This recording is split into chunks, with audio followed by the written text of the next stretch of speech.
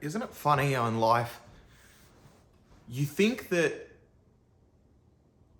the moment that you're in doesn't matter, and then a couple of years later you realize that that very moment that you thought was stressful or you thought didn't mean anything was actually like such a turning point for your life? Well, I'm here now. I'm at that turning point. I'm in Los Angeles, Venice Beach, California, and I have come full circle in literally 4 to 5 years. Let me tell you what's happened. Why am I here? So 5 years ago, I was asked to dog sit for my cousin. We're related. We're like closely related. And I was asked to dog sit because he had just recently moved to Venice Beach, California. He's like, come dog sit.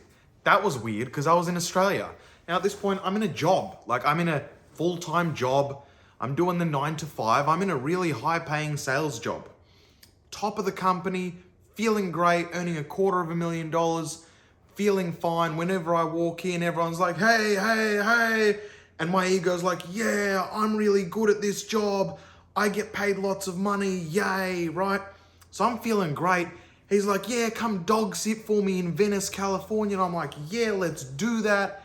And I come to Venice. And there's so much color here. There's so much life. There's like an energy here. And I've got that hustle, that ego about me. And then I still remember I walked into a milk bar and there was another shopper in the milk bar and I was a shopper. I don't know, is shopper a word? Well, there was a shopper and I was a shopper. And we just connected and we hugged each other. Just hugged to say hello. And I was like, I've never met another hugger like me before. I love to hug. And I've just hugged a random person in a store. Then I'm talking to the milk bar, not the shopper, the milk bar owner or the milk bar, you know, the person that works at the milk bar. And he was like, you sound Australian. And I'm Australian. I'm like, yeah, I'm an Australian. I'm visiting my cousin. And he goes, what do you do? I work in sales. He's like, yeah, man. He's like, I used to work in New York. I was also in a corporate job earning $500,000, really at the top. And he's like, and I realized that, you know, that's not life. You don't get to spend your money. Like, this is life. He goes, I work here a couple of days a week. I get to meet friendly people like you. Then I go for a surf. Then I smoke a joint. Then happy days. And I just run on my way and I actually live now. He's like, because life is worth living. It's not about working. And I walked away and something really changed for me. And I didn't even know it at the time that it really changed for me, but I fell in love with the vibe here. I'm a performer. That's just who I am. I'm extravagant. I'm loud. I've always been the outcast and I didn't really belong. So I kind of leaned into performing my whole life. So here there was Los Angeles. I mean, Los Angeles, that's where the performers were. So I came back to my house in Australia and I went back to the job and I realized that I wasn't living, I was working. Not only that, I was working and then I was paying for things that I didn't even get to use. I had an expensive car, a BMW 6 Series, which I drove to work while it stood there while I worked for 12 hours a day to then get in it, to then drive back to my home, to then quickly eat, quickly get a workout in because, you know, you got to be responsible for your health. And then, oh, it's late at night, better get my rest to make sure that I'm going to be really high powered for work tomorrow. And then I'm in that constant loop. And then the weekend comes around. Well, you've got one day where you're trying to sort out your life and you're like, oh, I better do my washing, better do my shopping, better get ready for the next week. And then you've kind of de-stressed from the week. And then it's Sunday and you're like, oh, well, I quickly got to do something, spend my money that apparently is worth everything that is worth selling out my soul for. And then it's back to work on Monday. What's the point of that? I mean, genuinely, what's the point of all that? And something really snapped for me and I was like, I wasn't living.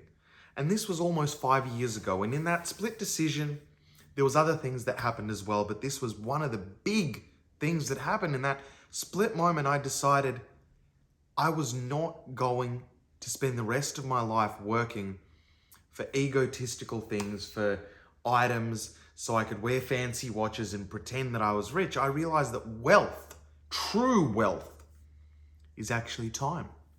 True wealth is being able to do whatever you want to do, whenever you want to do it. Notice what you want to do and with who you want to do, whenever you want to do. That's wealth. That's true wealth, not monetary, not financial. I realized health is wealth. If you don't have your health, you can't do what you want to do because your health is in the toilet. You can't do that either, right? So that's where I kind of landed. I landed in LA and I came back and I proceeded to sell everything I own.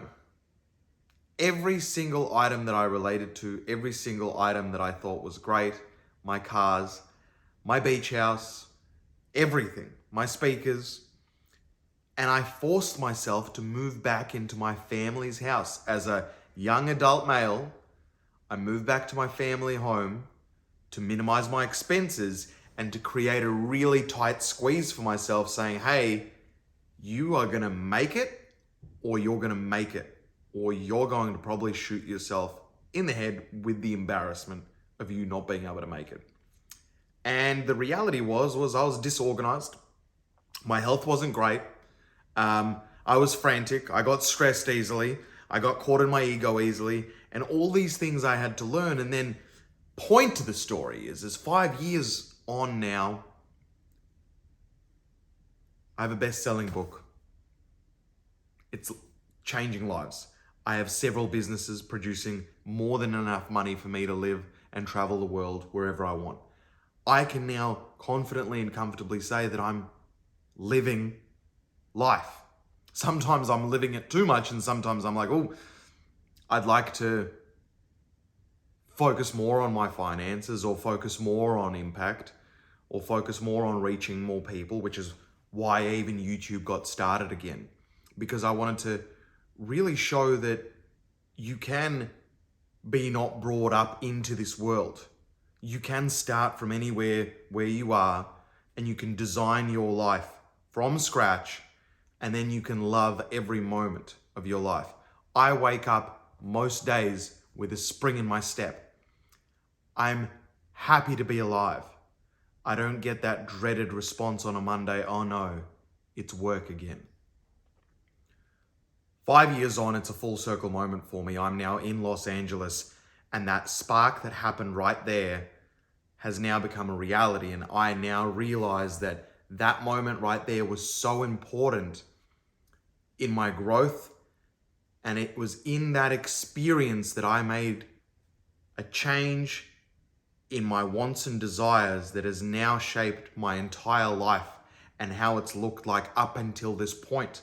And I'm sure that even here right now, one of these new moments is happening where in 5 years on, I'll look and I'll be like, wow. And this is where I decided to sit down and say, hey, I want to inspire the world to do anything they want to do, to live life by your own design. Be the architect of your own reality. Be prepared to do the work that it takes on yourself. Because the reality is you're not set up to live a life of freedom and income and financial freedom and organized life and healthy. You just don't, otherwise you'd be living it. You're not set up for it. That's the reality. That's where the truth is going to hurt. And I had to face that truth. And I don't know if I did it right. I don't know if I did it wrong, but it got me there.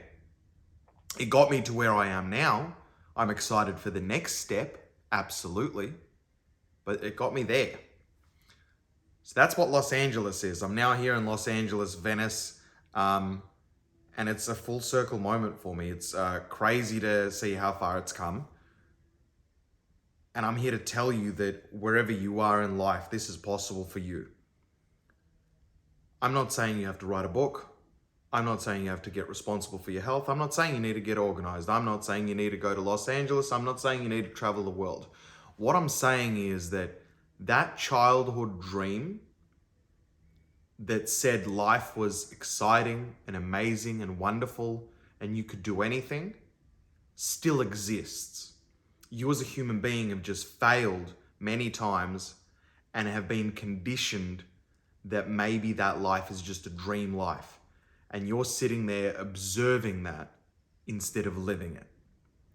Now, you can't just live it by choice and you can go, okay, now I'm living it. You're going to have to grow as an individual and it's going to be uncomfortable and it's going to be painful. I still lean into painful events and fail every day. Fail at things that I'm trying to progress in and I'm not good at. So I'm here to share the journey along with you to show you, hey, here I am, just another human being to another human being saying you can do this. You can do this. I don't need to sit here wearing gold Rolexes and be like, yo, look at me. I'm so rich. Yeah, whoa, look at me. Give me all the likes. Give me all the follows because I'm so awesome. I don't give a shit about that. And the reality is I hate social media and the YouTube world and all of it for that. And I am going to actively call out every single person's ego that I see. And I'm going to give my opinion to start showing you, see that? That's a lie. See that? That's coming from an egotistical place. They're just trying to get money, but really you're selling your soul to them. I'm going to call out the bullshit for the reason not to bring them down, but to give you access to, well, what should I listen to? What should I follow? And I want to bring you back to a point where you just have to realize that the only person that you should listen to is yourself. You already know your big issues. There's that one thing that you really need to get handled. That one thing. You know that one thing that if you got that thing handled, you know it. I'm talking to you. That one thing for each person is very individual. You got to get that thing handled.